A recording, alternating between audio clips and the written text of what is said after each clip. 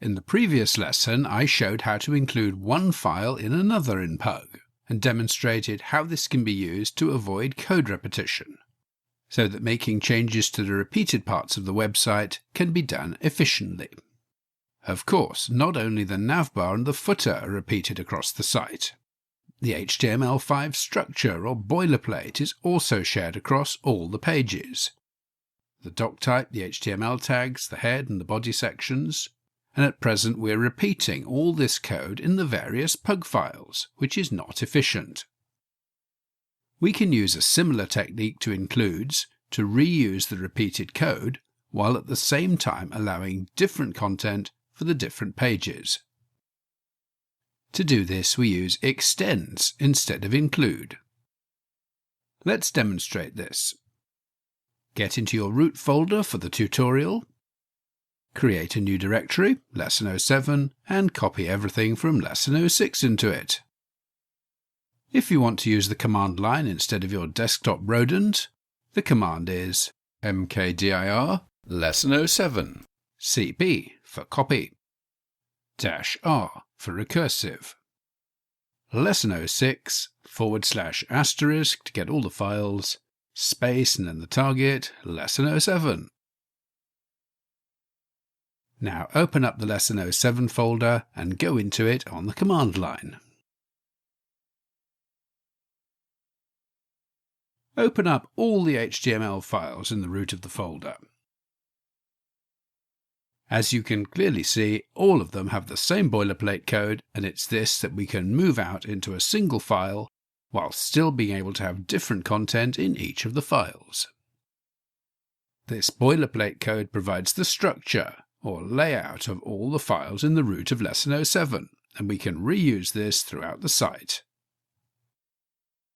Now delete all the files in the root of Lesson 07 except index.pug.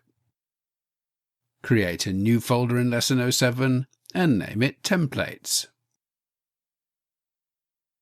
In Templates, create a new file and name it layout.pug. Layout.pug is going to hold the HTML5 boilerplate code, the structure of all the pages in the website. And we're going to extend this to create the various different pages. Copy the contents of index.pug and paste it into layout.pug. We can use this as the basis for the layout file. Leave the head part of the new layout.pug file as it is, but underneath body, delete everything. This part consists of 3 sections, the navbar section, the main section and the footer, and now each of these will be rendered using a Pug block. Indented one level in from body, create a block named nav, block nav, and one level in from that include the file nav.pug as before.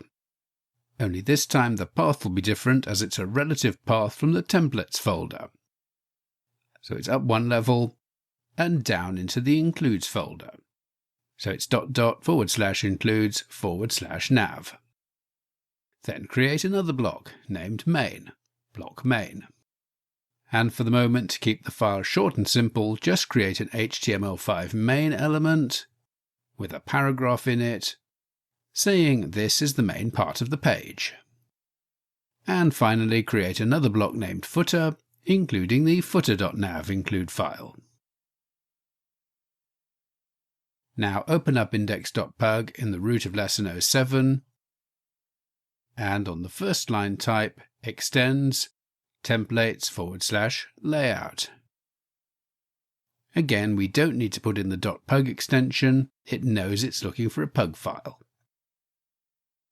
Cut out the H2 and sections grid parts of the page so that we've got that in the clipboard and can paste it in again a bit later. And then delete everything else from the file so that it consists of just this one extends line. Watch for changes on the command line. And index.html should be created containing the 3 sections, the navbar, the main section and the footer, with the content of the main section inherited from the layout file. The paragraph saying this is the main part of the page. That's step 1 of using extends and blocks in Pug. Create a layout file with the structure which all the pages in the website will share, usually an HTML5 boilerplate file. Then in that, create blocks corresponding to each section you will want to appear in the various pages. And inside each block in the layout file, give it some default content. In this case, the included nav and footer files, and the default paragraph for the main section. Then in the files we want to create, at the moment just the index file, we extend the layout template.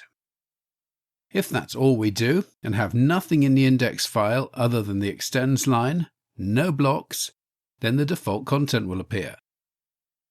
But the clever part is that now we can override the default content of the blocks so as to create the various pages we want. Create a block with no indentation, named main, block main. Indented one level inside that, put the HTML5 main element, and indented one level inside that, paste back in the H2 and sections grid that we cut out. Now the compiled index.html will contain everything it had in it before. So, in the Pug file which extends the layout, we can override the content of the blocks by creating a block with the same name as one of the blocks in the template, and then putting some new content in it. And the compiled HTML file will take this new content, overriding the content in the template file.